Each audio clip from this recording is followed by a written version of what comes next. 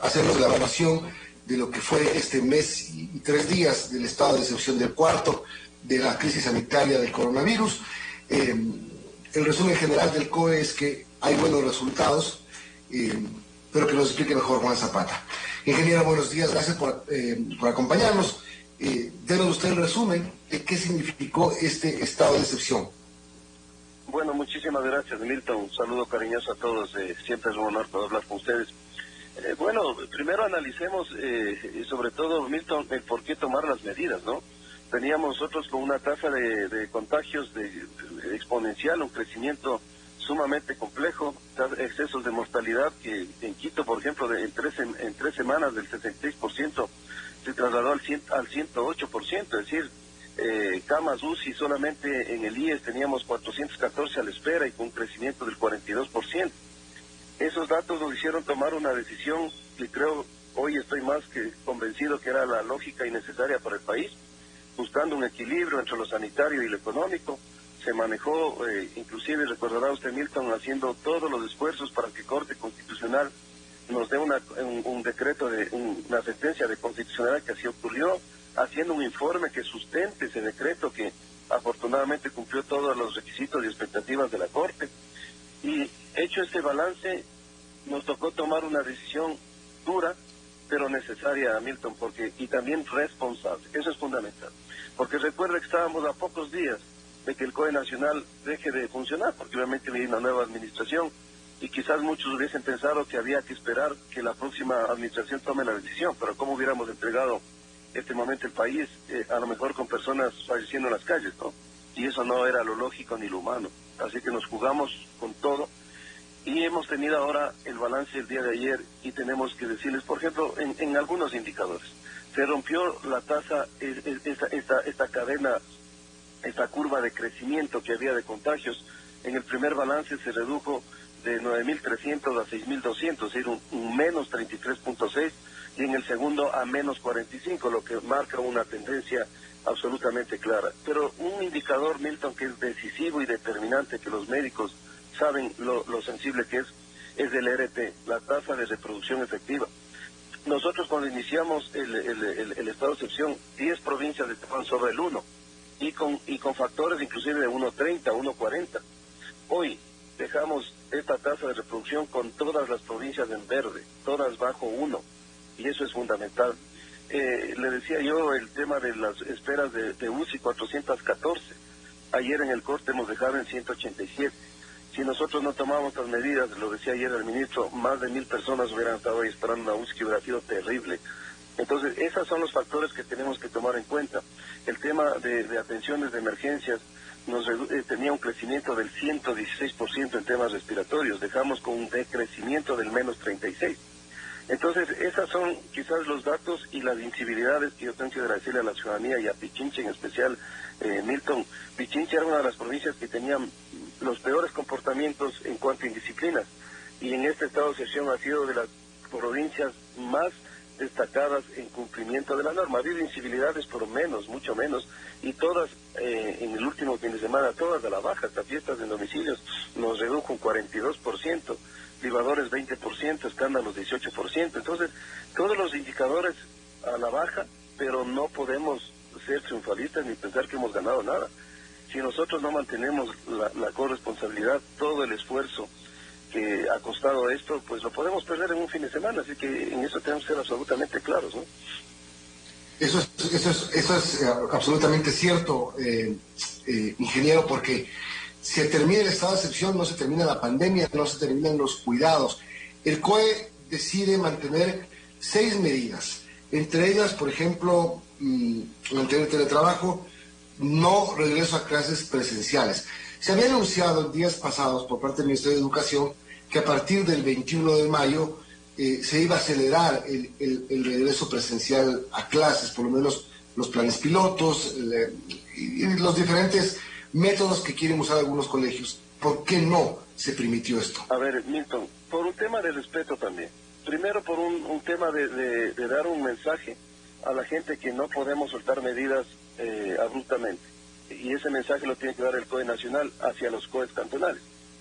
Yo lamento mucho ya que algunos COEs cantonales Ayer ya autorizaron desde centros de tolerancia y todo lo demás.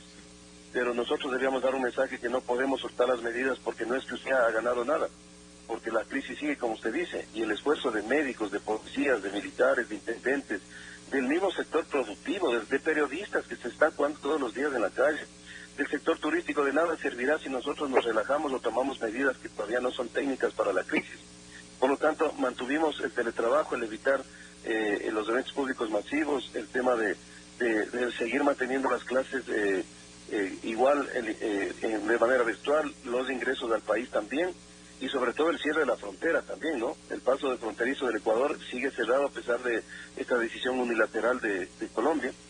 Pero ¿cuál era el aspecto fundamental, mi querido Milton? Era eso, pero el lunes se tendría que ya enfrentar la crisis la nueva administración. Por lo tanto, es por respeto también a ellos, que ellos decidan si ratifican o ya empiezan los pilotajes de aperturarse. Si usted me pregunta a mí, yo considero que estos indicadores que hemos tenido el día de ayer ya nos permite al país ir aperturando ya los pilotajes con protocolos y medidas de bioseguridad. El país ya está en condiciones de hacer aquello y por lo tanto no le veo complicación, pero ya debe ser el nuevo COE nacional el que vaya tomando esa decisión. 7:21, hablamos con Juan Zapata, director del ECU 911 y presidente del COE nacional. Ingeniero, buenos días, le saluda Verónica Larrea. Y hay que preguntar, ahora el COE Nacional deja en manos de los municipios las regulaciones para controlar esta pandemia y desde el COE se ha hecho también un exhorto a las autoridades municipales para continuar con las medidas que frenen el aumento de contagios de coronavirus. ¿Qué expectativa se tiene que, los municipios puedan hacerlo de la manera correcta, tomando en cuenta también que ya se identificó una nueva variante en el país, la variante sudafricana, que es un poco compleja por temas de que incluso, dicen los expertos, puede sobrepasar la inmunidad que generan las vacunas?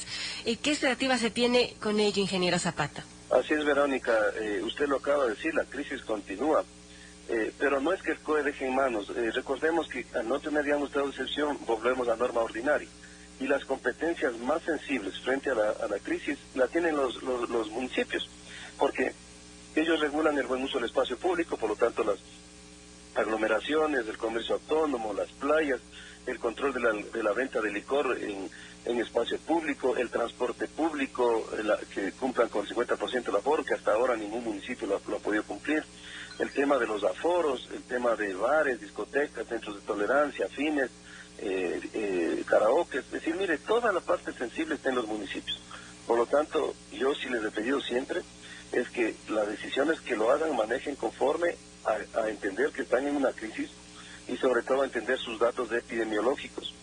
A mí me alegra mucho, por ejemplo, mire, y perdón que tomemos modelos, por ejemplo Guayaquil, la Mesa de Salud dio el balance de Guayaquil, que no es del Ministerio de Salud Pública, es la Mesa de Salud del municipio de Guayaquil, en donde determinaban que los fallecidos bajaron de 34 días a 16 y aún así mantuvieron medidas restrictivas, es decir, están y generan un nivel el nivel 2, de acuerdo a la pandemia, dan 3 niveles, están en nivel 2 y próximos a pasar al 1.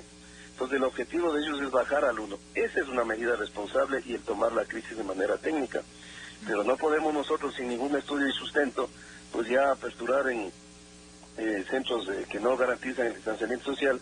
Entonces eso es lo que a nosotros nos complica y por eso yo le he apuntado mucho a esta ley que ya aprobó el CAL, porque ya cumplió con los requisitos técnicos y jurídicos para la aprobación y para que lo trate el Pleno, y le he pedido a la Presidenta de la Asamblea, en la visita que me hizo al COE Nacional, que por favor lo tramite de manera urgente, porque es una responsabilidad histórica de la Asamblea con el país, de que pueda tener una ley que le permita enfrentar la crisis, lo que nosotros no tuvimos. Y tuvimos varios vacíos y por eso es que siempre nos tocó acudir a un estado de excepción. Ahora con esto pues ya, y yo lo he dicho, yo creo que este es el último estado de excepción que el Ecuador lo solicitaría por pandemia, porque si entra ya en vigencia esta ley, que ya será en los próximos días, porque ya está para el tratamiento, obviamente ahí ya va a ser mucho más manejable el tema de la crisis en las medidas que se vayan tomando. Así que esperemos que los GATS actúen tomando en cuenta que la crisis continúa, y vuelvo a repetir, ayer hemos dado indicadores todos a la baja, gracias a Dios, todos a la baja, y hay que agradecer el esfuerzo de todos, pero de nada va a servir si tomamos decisiones que no son las adecuadas, ¿no? Ahora, dos cositas. Primero, ustedes autorizaron el regreso a la asamblea presencial a partir del 15 de junio, si no me equivoco. Habrá que decirles a los asambleístas que la mascarilla no es bufanda, uno. Dos, que se cuiden porque andan abrazándose cuando festejan cada voto.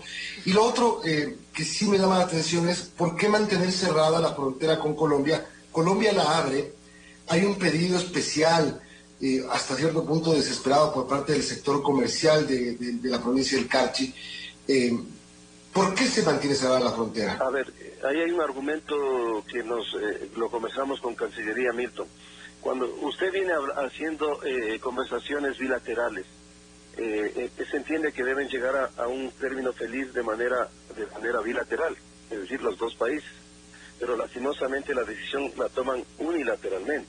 Entonces lo que nosotros decimos es que hay que seguirse sentando a la mesa y de manera conjunta, para hacer una apertura ordenada y segura, se debe tomar esa decisión, porque pasaría lo mismo de manera diferente. Si es que Ecuador tomaba unilateralmente abrir la frontera, a lo mejor Colombia nos hubiese dicho, hey, tenemos que sentarnos y tomemos de manera conjunta. Eso es lo lógico y es hasta lo técnico. También tenemos un informe de salud donde aproximadamente 70.000 personas están contagiadas en el eje fronterizo. Entonces también tenemos que cuidar, y recuerde usted que allá el tema no es tan gratuito como acá. Entonces puede haber esos riesgos de los traslados, digamos, incontrolados. Pues por eso es que nosotros hemos solicitado aquello. Y también por otra cosa, mi querido Milton, nosotros estamos a pocos días de que venga un nuevo gobierno. Es lógico que el nuevo gobierno tenga que tomar una decisión en algo muy sensible como es esto.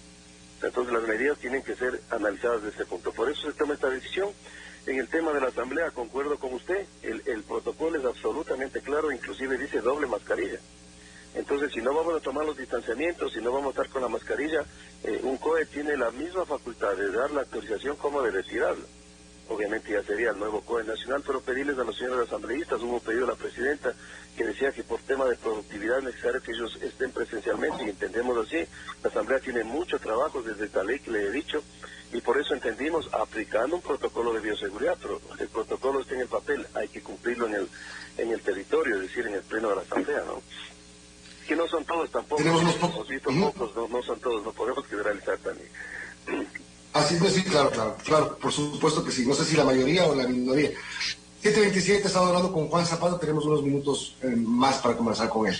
Ingeniero, quisiera preguntarle ahora que topa este tema de la transición. Se viene un nuevo gobierno, ¿cómo va a ser esta transición del nuevo COE nacional? ¿Cómo se están integrando las nuevas autoridades? ¿Qué diálogos ha habido y qué también expectativas hay al respecto? Bueno, primero, a veces pensamos que el COE nacional es 100% de nivel ejecutivo y no es así. Recuerde usted que en el COE está la Asociación de Municipalidades del Ecuador, el CONGOPE, están los cuerpos de bomberos y ahí en este caso ha habido COEs ampliados donde tenemos inclusive expertos externos, médicos y también la CULOC.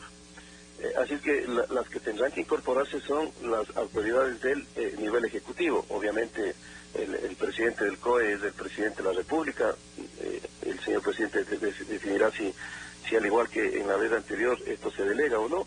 Entonces hemos tenido conversaciones permanentes con el equipo de transición, están armando una norma técnica, me parece muy interesante.